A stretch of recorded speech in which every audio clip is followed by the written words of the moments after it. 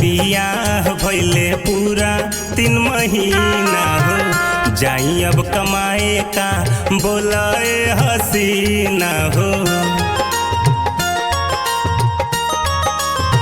भइल बियाह भइले पूरा 3 महीना हो जाई अब कमाए का बोलाए हसीना हो